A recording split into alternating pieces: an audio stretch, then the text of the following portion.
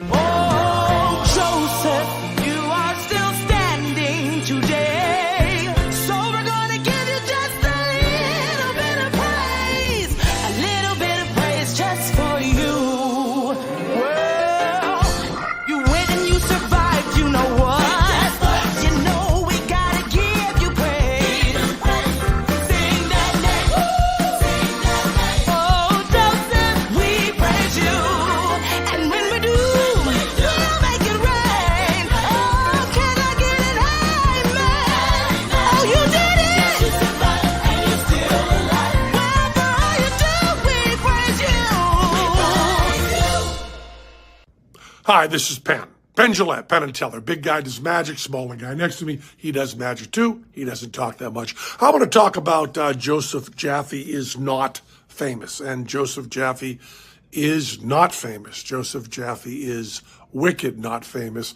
Joseph Jaffe is superlatively not famous, and for good and sufficient reason. I mean, maybe his guests are famous. Maybe his guests are famous. He gets some famous people on his guests, but Joseph Jaffe himself is not famous. That's the important part. You can have famous guests and still not be famous. And if you want an example of that, well, Joseph Jaffe would be a really good example. Teller would do a better job at a talk show, and Teller doesn't talk, which you'd think would be one of the major qualifications of being on a talk show and not being famous. What's that, Teller? Oh, yeah, Teller says, Joseph Jaffe, not famous. Love you. Peace.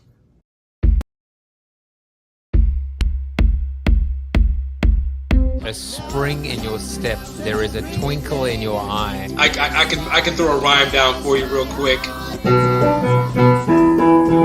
Yes, they call me Thrill. They say that I'm the man. You disagree? How could you? Let me make you understand. Should we bring her on the show? Can anybody find me? And there she is. Fresh as some bread. Pull right from the oven. When you feel rejected, you get some my loving. Take on me. She looks wonderful. Mom looks amazing. Somebody too. Okay, more bugger off now. I've got to show it to you. Like that? Joseph Jaffe, ladies and gentlemen. You just made the new intro of the show. Okay. That was crazy. Awesome and crazy.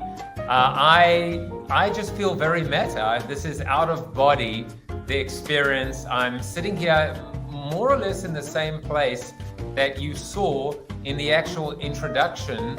I tried to make sure that the intro video was when I was last here. My mom made her debut on the show. She normally, let's see if she's watching, she normally puts a little comment that says watching. If she doesn't, I'm just gonna stop the show and I'm gonna go and say to her, why are you not watching? Because now I can find her, and you know, she is my biggest fan.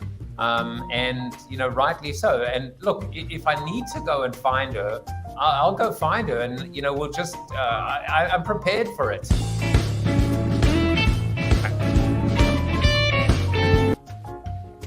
That's what I do. You know, I just have my little, you know, please be patient. Don't be a problem. Please be patient. Please be patient. We have a problem. Whatever. Listen, I'm excited. I am giddy. Why am I excited? Because, I mean, obviously, because the one, the only Nidhi Tewari is on the show. LCSW. I think it stands for Licensed Clinical Social Worker. Is that correct? Okay, she's nodding. You know, it's one of those things, and we'll talk about it, when you see professional driver, closed course, do not attempt at home. Sometimes you need an expert. Sometimes you need someone that has got the skills, that has got the capability, that's got the credentials, that's got the experience to be able to lead by example. And I got to tell you, Nidhi has done that and then some. I met her on Clubhouse, and you know what? When history writes the obituary for Clubhouse, maybe not, maybe not. But Nidhi Tewari will be mentioned as one of the bright spots or sparks or moments and there are many of them, like Brian Fanzo. In fact, I got to tell you, I don't think I'd know Nidhi without having met Brian before. So there is a lot to celebrate. Glenn is here. He said, I'm here, don't stop. I mean, I can't even respond to that, and nothing that would, nothing that wouldn't trigger someone. So I'm not going to do that. I guess we'll talk about triggers as well, because I tell you, I have learned seriously so much about myself and about everything from giving myself grace, from self-love, self-care. A lot of this stems and really runs through Nidhi. And I'm not just saying that. She has been that influential. And we'll get to her very shortly. But just a couple of updates on my little project on Alpha Collective. I am all in on Web3, like Fanzo. I'm all in on Alpha Collective. I'm experimenting at a level that, to be honest with you, I don't think I've ever emulated at any stage in my life. It isn't easy. It's not meant to be easy. Life isn't meant to be easy. But when you really love the journey and embrace the journey, it is almost always more rewarding than any outputs or even outcomes. If you recognize that life is essentially that journey, and the destination is not a great one, quite frankly. I love this statement. I've said it many times. People say you only live once. It is not true. You only die once. You live every single day of your life. And I try and live that way as well. So one of the things to tell you is, if you are interested, if you are intrigued to take advantage of this new value proposition, there is a free mint coming, which means you can not buy, but you can buy into without paying into Alpha Collective. So just if you are interested, all you have to do is one of these three things. Sign up for email at alphacollective.xyz. Follow Alpha's Gonna Make It, Alpha GMI on Twitter, or join the Discord, discord.gg/Alpha Collective. You will be the first to know when, in fact, we go live. Now, one of the things we've started already, and I have to tell you, to me, this has been transformational. And I'm not just saying this. Every Monday through Friday from 8 to 9 a.m. Eastern Standard Time, we are in the Collective Cafe. We have virtual coffee. It is small, it is growing, it is intimate, and we are talking about so many amazing, amazing topics. Today, we were meant to talk about JOMO, not FOMO, which is fear of missing out, not JOMO, which is the joy of missing out, but JOMO, which is the joy of messing up. But instead of talking about that, we actually spoke about audio and social audio and Clubhouse. What a perfect way to begin the day and then to end the day, for me in South Africa, then with the queen of Clubhouse. Can I even call you that? I'm calling you that. I just called you that, Nidhi Tewari, simply because we spoke about what is the right format for audio. When is a talking head meant to talk? When do people come up from stage? How do you allow that? How do you quality control? How can corporates, in fact, I came up with a new term this morning, not social audio, but corporate audio. Corporates need to start thinking about what corporate audio looks like. There is so much opportunity. Now, Natalie Jaffe is here. She's watching. So better late than never. Good, because I don't have to come in and say, why are you not watching me? But I'm glad you're watching in the room next door. And as you can see, this beautiful, beautiful background, it is not a fake background. If you were on Instagram Live, you would have seen me walking around and showing you a little tour of the, one of the wonders of the world, which is this beautiful Eastern masterpiece. Now, one of the things that I've learned in my process, in my growth that has come through this 2.5-year crazy period is this idea of giving myself grace. And one of the things, I've learned, I apologize for anyone that's staring too closely at the screen, but that's me today, having now finished my 5th 3.5-mile run. So 17.5 miles. My goal, is to, by the time I leave on Monday, to have run a marathon. I can't run a full marathon anymore. I don't think that will ever happen with my heart surgery, etc. But I was determined to run 8 3.5-mile increments over this period of time, over a 9-day period. So slow that people standing still were actually running faster than me, if you can imagine. But you know what? The joy inside me as I listened to Fanzo's podcast, as I listened to a little bit of Beyonce, as I listened to music, was even a bit of Clubhouse, was just incredible. And I will change that photo so that you don't have to see that face anymore. Well, now it's time for our seated soliloquy, and I will make this short and sweet because I know that you want Nidhi on, and so do I. But this one is called, it's called In the Moment. Now, in a way, I will set this up. And I will set this up very simply by saying, I've heard a lot of people talking about this idea that when the oxygen masks drop in a plane, they say, do not put the mask on yourself first. Put it, sorry, I messed it up. Do not put it on your loved one first. Your child, your elderly parent, your spouse. Put it on yours first. Why? Because if something happens to you, how can you help them? But I have a different take on it. In the moment, I will never do that. I don't care what's right or wrong. In the moment, I'm going to put it on my kids, my parent, my spouse before me. That's what I would do, because in the moment, you never know how you're going to act or react. And that's the thing. If you're ever mugged, some people are going to become superheroes. Other people are going to freeze, the fight, flight, or freeze. You never know until you're in the moment. But then I had another thought as I was running today. Why do we assume that the person with us on a plane is weaker than us? Why do we assume that we are the hero? Maybe they are going to help us.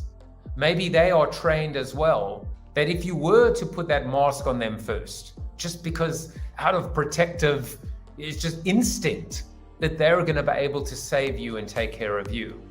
So there's always a lateral solution. There's always an answer. There's always something beyond a cliche or a statement that people say and they don't really think it through.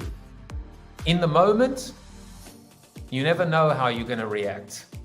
But in the moment, your training, your experience, your expertise is going to count. And that's why you need someone like Nidhi Tewari in the house. Let me tell you a little bit about Nidhi. Nidhi is a mental health keynote speaker, expert, and consultant, featured in the New York Times, Forbes, The Washington Post, TED Blog, Oprah Daily. You've made it. Thrive Global and HuffPost with a decade of experience. There is so much more to her than meets the eye. Let's welcome her on the show. Nidhi, finally, you're on the show. Welcome. Thank you so much. I'm so excited to be here. I love this introduction and I love the soliloquy. Thanks for sharing that. Well, and I was literally thinking about it as I was running, and it was just on my mind. And you saw my show notes, and you saw, like, literally there are 3 things you want to talk about. I used to actually write a script for my soliloquy, and it was kind of cool. And I was reading off teleprompter, and I kind of liked the idea of being professional. And now I just talk off the cuff and from the heart, and I don't even plan what I want to say, because I just wanted to just come out naturally. It's not for the faint of heart, but it works for me.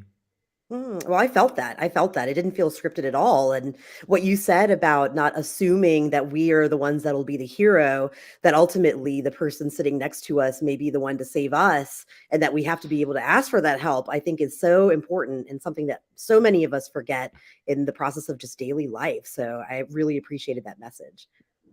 And also it also comes back to roles, right? The role of, the patriarchal role, the husband goes and earns a living, and still, I'll be honest with you, I still feel that obligation? How can I not? How can I not want to take care of my family? But then if you flip it, how can my wife not want to take care of her family? Why is that my burden or my challenge alone to have to bear? Absolutely. Well, it's all programming, right? It's all social programming, and that we do put a lot of pressure on roles and being able to fulfill those roles. But you're right. We have to be able to divide up that responsibility, and everybody's accountable and responsible for one another. That's how we create honestly, sounds very cliche, but a better planet is by caring about one another. It can't just be one-sided. So absolutely agree.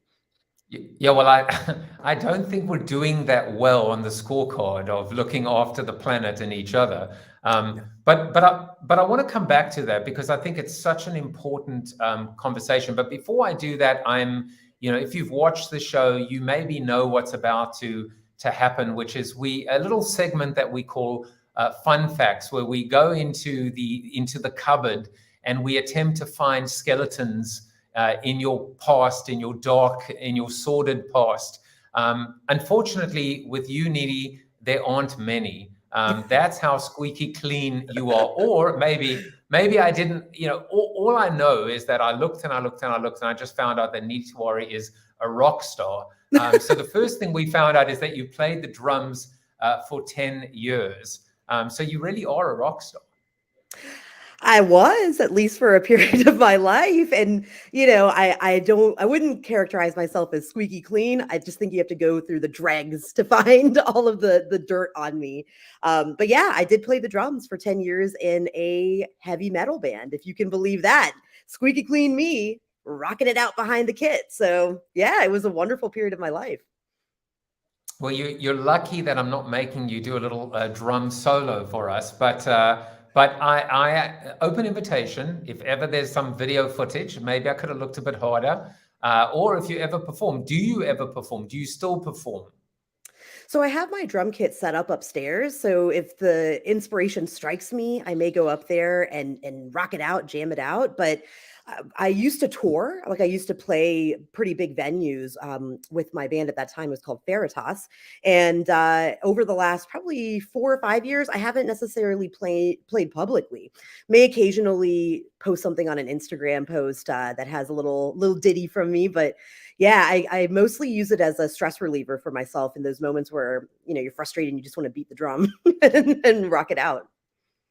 So we are beating the drum tonight or today, depending on where, or this morning, depending on where you are in the world, on mental health, workplace wellness, and leadership. But if you thought that was the end of your fun facts, you are sorely mistaken, because truthfully, the rock star, the whole music thing is in your, it's in your entire past. You've attended hundreds of concerts, including apparently this one, where you had horns on your head. But hundreds of concerts. What's your best concert that you've ever attended? Which band have you attended the most? The one that really stands out to me was seeing the Eagles play while Glenn Fry was still alive. And this is a very old school classic rock concert that I went to, but it was incredible because they played their entire selection of music. And it was just wonderful to get to see the history of the Eagles live. Additional fun fact, my husband had broken his foot and we had to climb up these ridiculous stairs that had no railing on them in this DC huge stadium, and it just made for an even more exciting experience, to be honest with you. And then I've attended tons of heavy metal concerts, and another fun fact that I have crowd surfed and fallen straight on my head because somebody did not catch me while I was crowd surfing. So didn't do that. But it must have been the most amazing experience, actually, to be I was going to say crowdsourcing, but that's a different thing. That's a different show for a different day.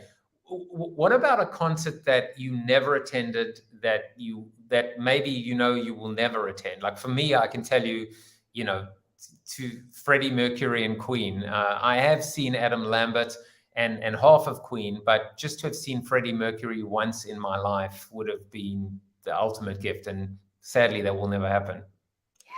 For me, it's Tom Petty and the Heartbreakers. I was absolutely devastated when he passed away a few years ago, because all of my friends had gone to see him in concert and I had never gotten to see him live. So he's one and his whole band, and then Fleetwood Mac. So you can see a trend here. Like I've got a little bit of a dichotomy going on with the heavy music, but then a lot of soft classic rock. But there's just something special about Stevie Nicks and Lindsey Buckingham and just the vibe between them. But with all the infighting, I just don't think it's going to happen again.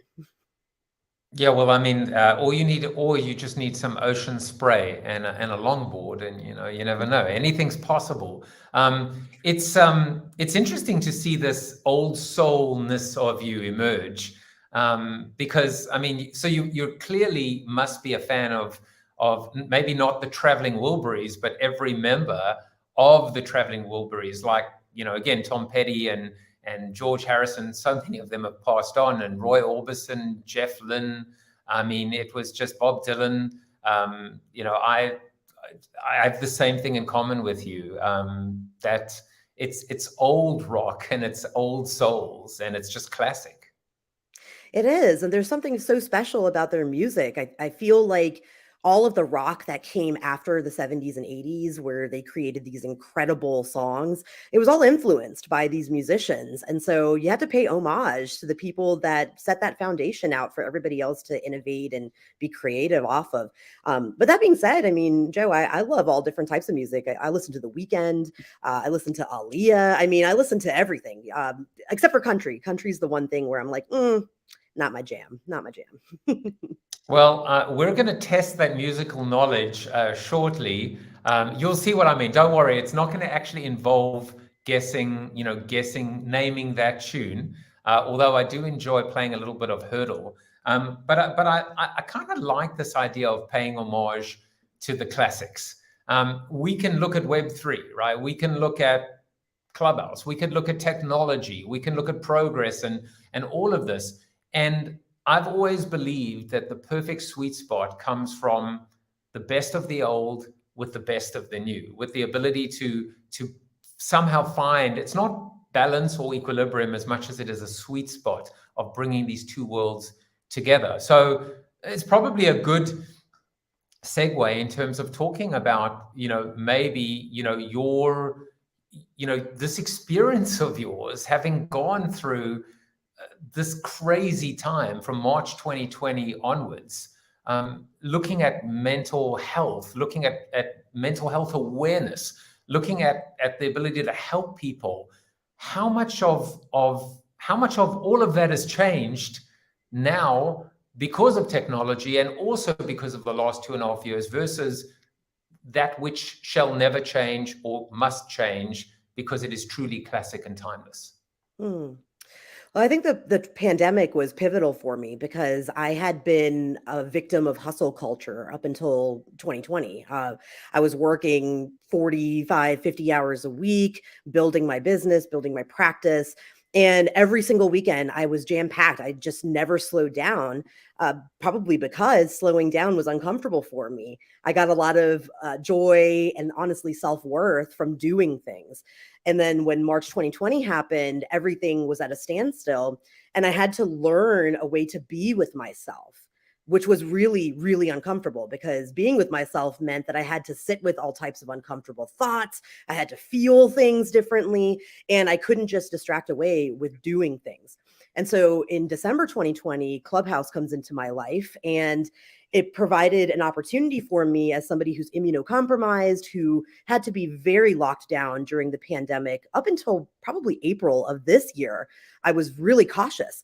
And Clubhouse afforded me an opportunity to connect with people, have conversations that I was really missing out on.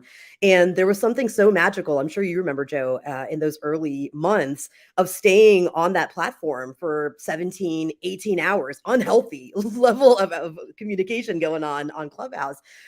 But it helped me to feel like I belonged, and it helped me to feel as though I wasn't so isolated and honestly wasn't depressed during that time. And to my surprise, that technology helped to propel me forward in a way that I could have never anticipated. And I suspect similar thing for you and for our friends like Brian Fanzo with Web3, right? Propels you forward in a completely different way. That was what Clubhouse was for me. So I got to make all of these incredible connections with people, met people that I would have never had access to before in my entire life. People like Kat Cole, people like Adam Grant, like these incredible, incredible thought leaders. Chris Doe, who's a good friend of mine now, Amy Cuddy, who's a good friend. I would have never in a million years had the opportunity to connect with these people. And Clubhouse just transformed everything for me. It was a wonderful moment in time, I would say. But you also had to put yourself out there. There are people who sit in. It's a metaphor for life. There are people who sit in the audience, and trying not to turn this into a complete fanzo, fan fest, but that don't raise their damn hand. What made you? Well, let me ask you a question. Do you regard yourself as an introvert, as an extrovert, as an omnivert?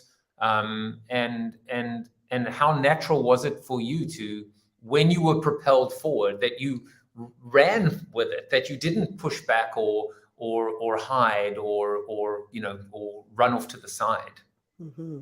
Yeah, I would say that before the pandemic, I was absolutely, without a question, an extrovert. There's no doubt in my mind. I mean, social interaction was the juice that kept me going, which is why it was such a abrupt shift for me when the pandemic hit, because all of that extroverted energy was just now stifled within me. It was all just stuck.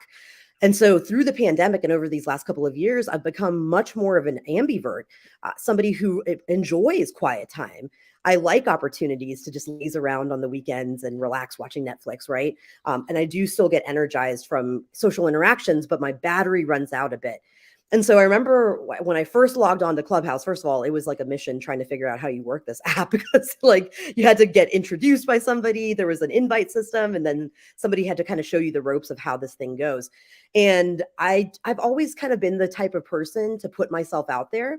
Like, for example, in class in graduate school, I was always the one that volunteered to do role plays, or I'm like, hey, I know the answer to that question. Probably a little annoying in class, right? I'll acknowledge it. But that worked to my benefit in Clubhouse, because it gave me the opportunity to be courageous, metaphorically and literally raise the hand, come up on stage and get to engage in dialogue. And I remember the first time I got on stage with my friend Delano, he was one of the first people I connected with on the platform. And my voice was shaking and I was nervous. I didn't know what to say or whether people were going to resonate with me. And over the course of just doing it repeatedly, getting the reps in, I found my voice. And while I had been a professional speaker or a public speaker before Clubhouse honed in that skill set really quickly for me, where I had to learn to be succinct. I had to learn how to clearly communicate ideas and to do it in a way that was going to connect with the audience, as opposed to build walls and barriers with jargon and all of that stuff that sometimes you may hear from the medical community or the mental health community. So I leaned into it, but it wasn't without those moments of adversity, to be honest with you, Joe, because there were definitely some hard moments on Clubhouse too that I had to work through from a mental health standpoint as well. Well, we can come back to that, and I want to talk about that, but a few things I picked up that I really loved. One is this idea: most people will learn how to move from being an introvert to an extrovert, or at least, or in my case, what I believe I am is an extroverted introvert. And I've learned a lot about this through the process. You went from, in a way, an extrovert to that omnivert by embracing some introverted qualities, but you didn't have to go through a trauma I mean, one might argue COVID was a trauma in of itself. But I love the fact that what you actually you learned, it almost became an antidote to hustle culture. This idea of the quiet time and the ability to appreciate and ultimately love yourself, and not. And I think a lot of people just struggle with the ability that the silence and being alone can drive people mad. That's a challenge, especially during times of isolation. Mm-hmm. It was a challenge for me, for sure. I mean, I remember going as far back as graduate school, one of my friends had recommended that I participate in this meditation group, this mindfulness group. And I was like, hell no, I'm not doing that. Like, what do you mean I got to sit there for 15 minutes in silence? Like, my thoughts are just racing. And it brought up such discomfort within me because I had spent so many years of my life running away from the things that I was feeling, distracting away, working them away. Right. And so in the pandemic years, I had to take an opportunity to re-envision what mindfulness is to me. I had to step away from just viewing it as meditations, which I think a lot of people think that that's what it is. And I instead started to look at how I can create micro moments of mindfulness in my life.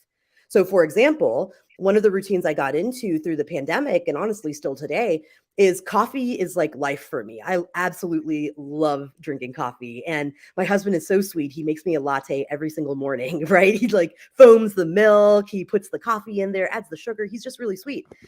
But this process was something that I started to lean into a bit and used it as part of my mindfulness routine. As the coffee was brewing, I would hear using my auditory senses, the sound of the drip. As he was, fluffing up the cream to make my foam, I could hear that.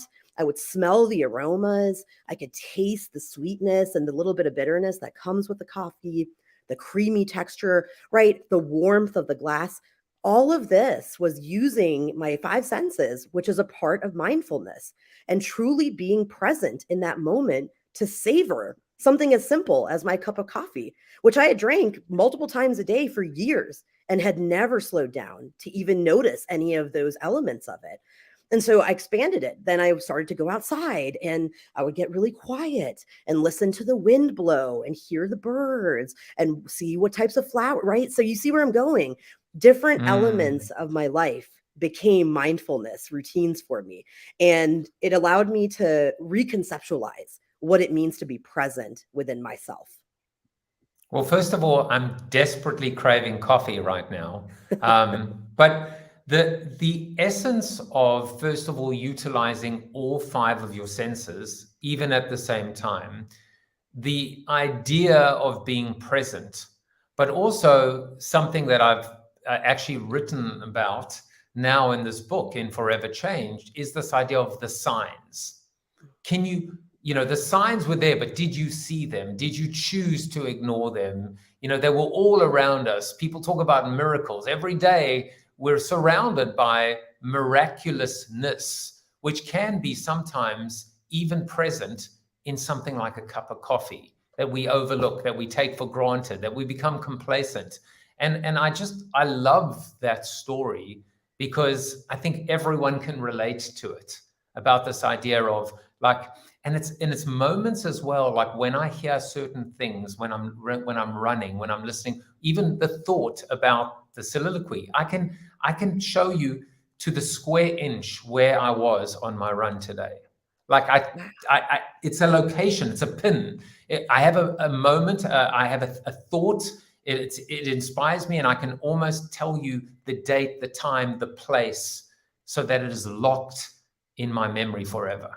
I love that so much because it's another example of how being present can make all of the difference in your life. And in that moment when you're running, to be able to have tuned in and noticed, I'm thinking about this thing and here's what I'm feeling about it, and here's how I may want to put it forth.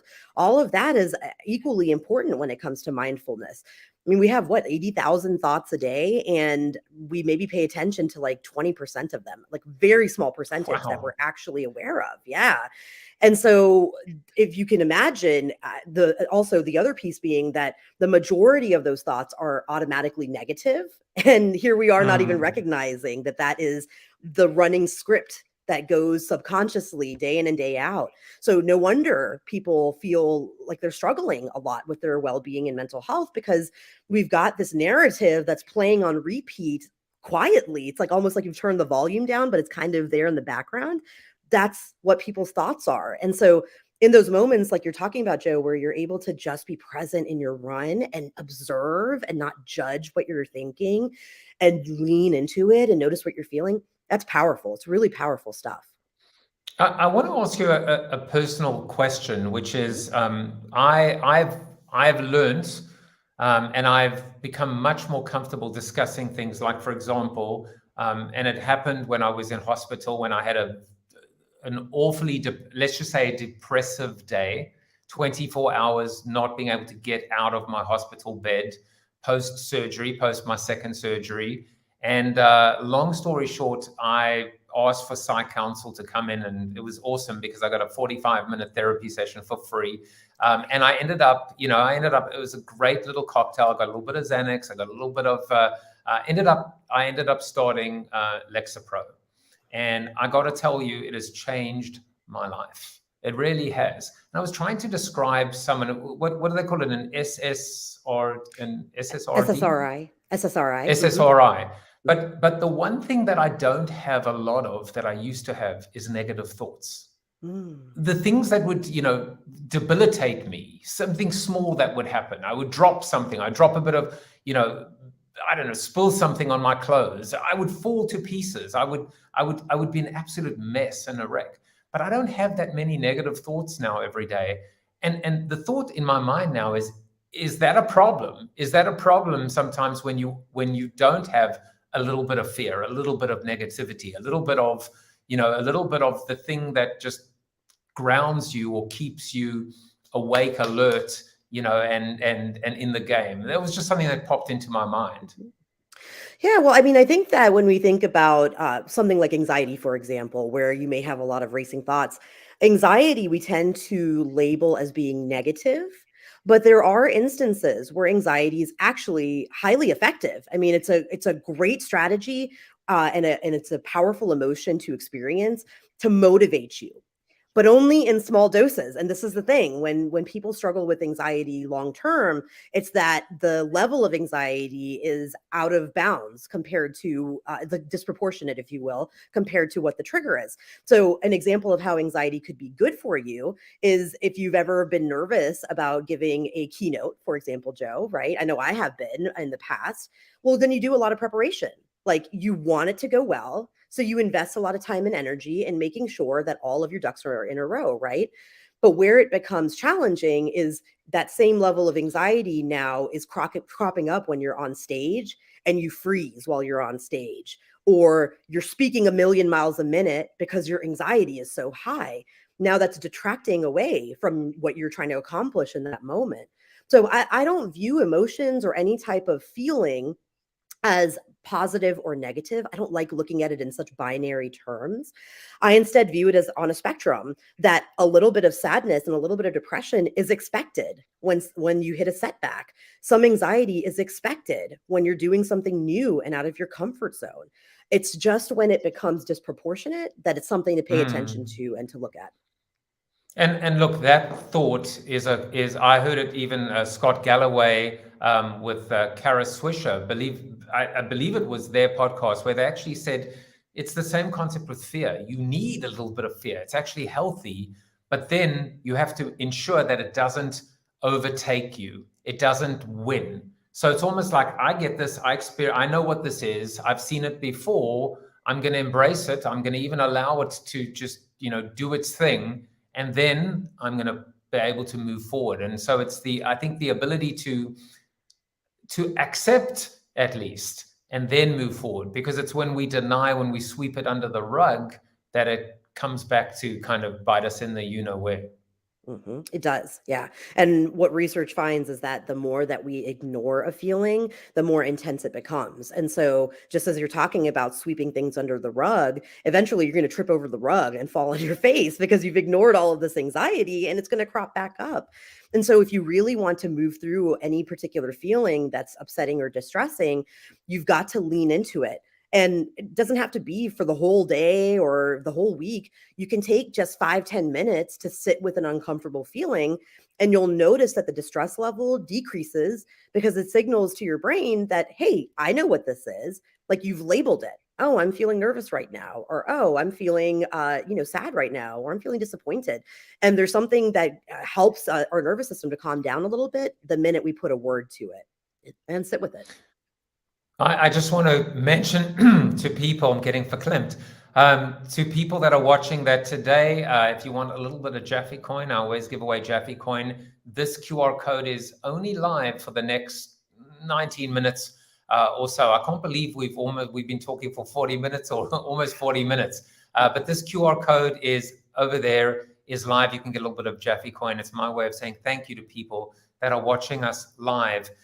It's so interesting to me because in the Collective Cafe this morning, while we were discussing this new language, almost like we've been dumped on the island of audio in COVID, and how we all learned this new language and moderate and bring up to the stage and reset the room and flashing our mics to indicate applause as well. But there was with that came this whole sense of, like, for example, the anxiety of bringing someone onto stage and them being a troll. And how to handle that. And at the beginning, I fell to pieces when that would happen to me. When I did a Zoom after show, and I mean, listen, I thought 3Xs in porn was the longest, but I think I got a 6X porn once that overtook my screen in front of a chairman of a public company. I was so embarrassed. And now I've learned anyone by the name of Ben Dover who is requesting to come into a room, don't let him in, don't let him in. But the thing is, I learned it used to just destroy me, and now I just roll with it. And I even said this morning to someone who was asking about it, you need to actually have your bend over lines in the bag. You need to actually be prepared for it, not if, but when and how you react to it. And that's how you kind of move beyond the anxiety, where the anxiety is the rock and you become the water that goes around the rock. Yeah, I mean, I figure it's bound to happen to anybody who's hosting a live conversation, right? Like, we've heard about people that, what is it called? Zoom bombing or something like that, where people just come onto your Zoom call and it's just so disruptive. That's Ben.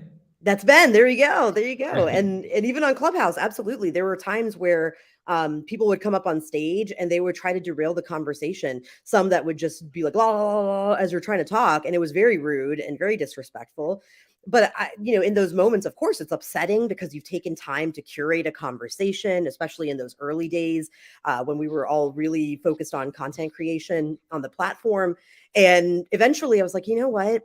These people, they have nothing better to do with their lives. And I started to kind of view it from a standpoint of how sad that must be, that the only thing that you have to look forward to is to come up on stage and to interrupt somebody's conversation. And everybody on the audience knew what was happening, right? So they never held it against any of us that we accidentally brought this person on stage that looked legitimate, but of course ended up not being that way. And so, Joe, I'm sure just like I learned, you probably learned the same. When somebody has no followers, when they've got no bio, you're like, you're not a human being. Like, I don't want to bring you up. That was always like party hats. There you go. Yeah, no party hats. Sorry, party hats. So you just enjoy your first week. So there was a question that I wanted to ask you that I was thinking about because you built a brand, an amazing brand. And I don't know if this was conscious and deliberate or if it's just something that you became aware of, but this is Nidhi speaking, became your kind of sign, your call sign. And I used to love it. I used to love hearing it. I used to love kind of this, it was like audio branding. It was sonic branding. Even sometimes when you were the only female on stage and you were like, this is Nidhi speaking. It's like, we all know it's Nidhi speaking. But it became like this, it gave comfort. It gave comfort and it became your call sign. It became part of your unique brand. And I was thinking, first of all, how much of that was deliberate and planned or something that you became aware of? And the second thing is, what has the transition been like to go from an audio first environment to, let's just say, more of a 5-sensory environment with video now and getting back on stage? Has that been a bit of a kind of a transition or acclimatization that has taken place, or did it take place naturally? Yeah, sure. So for the answer to the first question, definitely not planned at all. When I got on the platform, I didn't realize how distinctive my voice is. I honestly didn't. I'd heard from people before, "Oh, have you ever thought about doing voice acting, or do you have a podcast?" And I was like, No, not really. Like, I've never really thought about that." But when I started on Clubhouse and now Twitter Spaces and LinkedIn Audio, etc., I realized how powerful voice can be as a distinctive, distinguishing factor in terms of your personal brand. And so now I am creating a podcast. Now I am doing these things because I honestly got inspired from the conversations that I had on Clubhouse and beyond. But it was completely just was by accident. It was actually Delano on that first time I came up on stage. He was like, "You've got a voice." He's like, "Do you know that you have a voice?" And I was like, "Absolutely not." And I gave like a little ditty, and he was like, "Not only do you have like a speaking voice, you've got a little bit of a singing voice too." And I just thought to myself, okay, well, maybe this is something for me to pay attention to. And then of course you get the repetition of people saying that repeatedly, and and then the rest is history. Now, in terms of transitioning to more five senses experience, I have to say, Joe, it being back on stage, and I got to do a couple of keynotes this past one of the really cool things that happened with Clubhouse is that because I became a thought leader on that platform, I actually had the opportunity as part of a Clubhouse cohort to attend TED 2022 in Vancouver, Canada.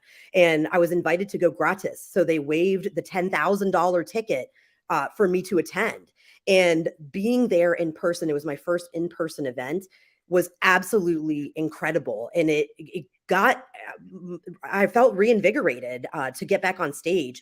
And so just a couple of months ago, I want to say it was end of June this past year, I went to Palm Springs and I got to do my first in-person keynote. And that was a phenomenal experience. Of course, a little bit of nerves getting back there on stage and speaking in front of a few hundred people. But I hadn't realized how much I had missed getting that audience engagement, seeing people's expressions, hearing when something lands because you hear them laugh, right? Like, you just don't get that on Clubhouse. Everybody's silent on the platform unless you're speaking. And so it was really excellent to be able to do that keynote and to also get to go to the World Economic Forum and speak there. Last 3 months have just been back to back, getting to put myself back out there. And I honestly, Incredible. Wow. yeah, I honestly missed it so much. So there was no like, I mean, this is my version of muting and unmuting. No idea even landing right now. But that's me muting and unmuting in terms of clapping for you as well. Nidhi, I found two quotes that to me, well, actually, there's a third quote because one I pulled from your website. But normally it's only with very, very special guests that I will show two quotes. But this was the first, and this is going to test your music knowledge. So the first quote is, "How am I supposed to love somebody else, sheesh, sheesh, sheesh, when I don't like myself, like, ooh?" Oh my goodness. Oof. This is from my profile? You found this on my page? Or you No. This is just a song that I listened to today while I was running. This is actually from Lizzo's new song. But I mean, it does so perfect. Like, it speaks to this idea of loving yourself. You have to love yourself in order to be able to spread love and share love. What is one way that somebody can love themselves or come to terms with themselves, or even just like themselves, or come to like themselves? Well, I think if you're in the beginning parts of this journey where you've really struggled with your self-esteem or self-concept, one of my mentors taught me this idea of a heart jar. Okay, so this sounds really corny, but it's pretty powerful. Where every time, like, if you're in these beginning steps, you may have difficulties being able to see what's good about yourself, and that's a tough place to be, because when people ask you, "Well, what are you good at?" you may feel like frozen in that moment. You may not know what to say. And so my mentor, Ana Gomez, had taught me that the heart jar is an opportunity to take what other people have given you in terms of positive feedback about who you are and to place it in this jar. So in those moments where you're struggling with your own self-esteem, you feel like, "I'm not good enough, nobody cares about what I'm doing, I'm not making an impact," all of that negative script that happens, that you pull out pieces of this heart jar and you read the things that people have said. And it can be simple things like, "Hey, you really made my day by shooting me that text message," or, "You're such a good friend because you always check in on me," Doesn't have to be something huge, but just taking these moments to even reflect on how other people view you, often that's the starting place, because until you learn to develop intrinsic self-worth, internal self-worth, the reality is we do tend to depend on other people's cues. And what better opportunity to take a moment to reflect on those than to pull something out of that heart jar? So that may be a good place for people to start. Well, I'm going to be depositing a lot into your heart jar today. But here is the second quote. Anything that's human is mentionable, and anything that is mentionable can be more manageable. When we talk about our feelings, they become less overwhelming, less upsetting, and less scary. And I think this is Fred Rogers, Mr. Rogers. And I also thought, like, it's an interesting segue, or at least build, because this idea of sweeping things under the rug, or just the power of giving someone a compliment. Sometimes I'm accused of being a little too effusive with my praise of my guests, but I want to pour into them. I want to gush. It's not gratuitous. I just want to like celebrate them. And that's why the show is called Joseph Jaffe is Not Famous, because it truly is not about me. It is about you, and it's about everyone else that's watching.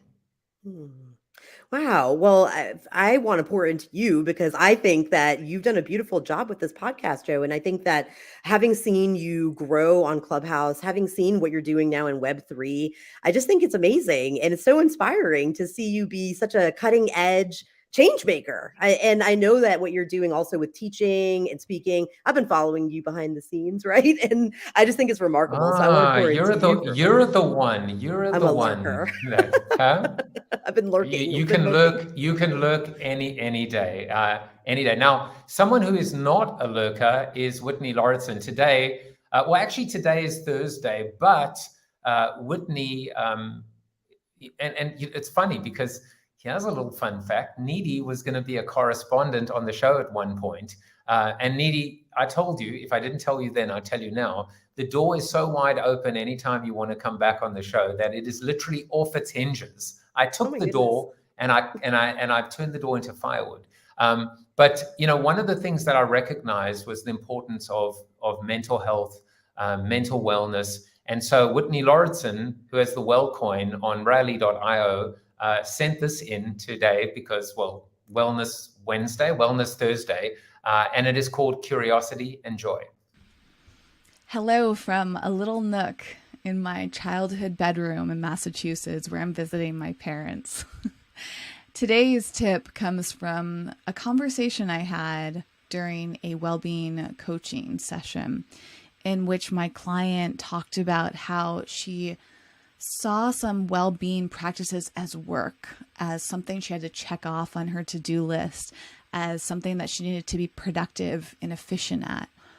And together we reflected on what it would feel like to shift from wellness, health, mental health, well-being into a place of less effort, into a place of ease, into a place of joy, something that you look forward to. And one thing this client pointed out was the desire to look at well-being with curiosity and to cultivate more awareness so that this person could self-regulate. And I thought that was so wise that I wanted to pass that on to you too, to think about. Are you making your health physically, mentally, emotionally a chore? Or is it something that you can enjoy more, that you can look forward to, that you can feel curious about, that you can be open to and less rigid, and turn that into something that you don't have to do right, but something that you do because you want to?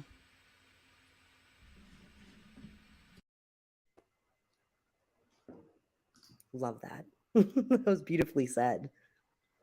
Yeah, so I mean, I've just been so lucky during this period of time to learn from so many people about self-love, about self-care, and then in my own way to build and give myself also the permission to tread with care and with consideration, not to, I've learned about, from your rooms, I learned about oversharing and about trauma dumping, and it's allowed me to become more in touch and in tune with myself, and therefore a better host, and a better person, to be honest with you, in the process. Well, and it doesn't feel like a chore. No, not at all. And the idea of curiosity being the driver is so important, because what I have found is that when we are part of a hustle culture, self-care becomes part of the hustle too. And it feels like a mandate. And then we feel guilty and ashamed when we don't get to do this thing that is supposed to be fulfilling and replenishing. And so approaching these moments with curiosity, and if you are feeling a little resistant or hesitant or feel as though it's a chore, to explore that. Like, where did you learn that being able to take care of yourself is something that may be cumbersome to you? Because the things that we experience right here and now are tied back to our past experiences. And so if you're feeling that in this moment, chances are you got that message earlier in your life, or perhaps it was your social conditioning, whatever the case may be. Just be curious about it. Just approach it with an open headspace and just see what happens. And I think it'll be transformational for so many people. I also love the fact that curiosity is always thought of with respect to creativity. It's always an expansive type of state, in a way, as opposed to an introspective one that allows you to ask questions, even talk to yourself, even in, I think I was, I'd once heard the first sign of madness was talking to yourself. The second sign was basically listening to yourself, and the third sign was responding to yourself. Well, I do all three. I talk to myself, I listen, I respond, and you know what? And it sometimes allows me, even when I'm alone, to actually not feel alone. Does that make me crazy? I hope not. No, I think it's part of being resilient, and it's part of being attuned to what's going on internally. And if we're disconnected, and if we're not talking to those parts of us that might be hurting or scared or overwhelmed or whatever, we're honestly missing an opportunity to develop a deeper relationship with ourselves. And so I don't think you're crazy at all. I think that that's a really important piece. Well, I'll tell you something. One thing about Nidhi's brand on Clubhouse is she never oversold. In fact, I didn't even ever remember her selling.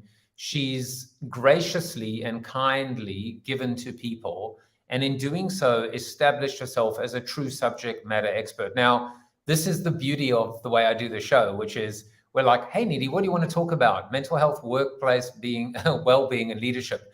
And I was like, Nidhi, you're in good hands. We probably won't even get to some of them. But I will tell you that this is what she does for a living. And here's the thing that some people don't even know about her, which is she was actually scared of flying for over 10 years and road tripped everywhere. So if you want to book Nidhi for Australia, just be prepared. The ship, the ship and the road trip, just book her 3 to 6 months in advance. But in all seriousness, I mean, this is the quote that I found on your website, and it was just like, it hit home, because this isn't just common sense, it's actually good business sense. Did you know that prioritization of mental health within an organization can be one of the biggest indicators of success? This isn't just common sense, it is good business sense. Yes, it is. Yes, it is. And leaders particularly, are outcome focused.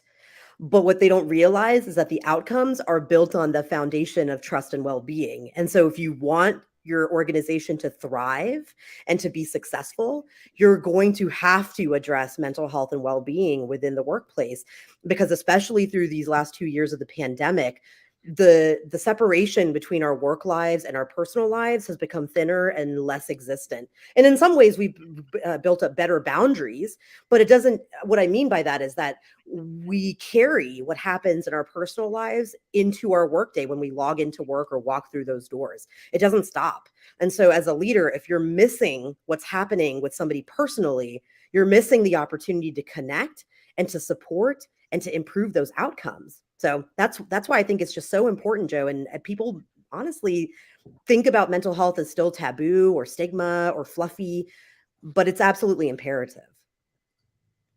Nidhi, are you still doing so much on Clubhouse, or now as the world opens up, focusing a little bit more on stage? What is your kind of primary platform or platforms in terms of being able to share with the world? Yeah, so I've stepped a little bit back from Clubhouse. I support other people, but don't create content quite as much. Now on LinkedIn, I'm focusing a lot of energy with LinkedIn audio as well as just posting, and Instagram as well. So I just have enjoyed creating short reels, 15-second reels that provide a little tidbit for people to just get them thinking about mental health from a different standpoint. So you can feel free to connect with me through there. And then if you're a leader or an organization or an event that would like somebody who has both personal and professional expertise, bring humor, I bring engagement to my talks, you can feel free to reach out to me through my website, and I'd love to connect with you.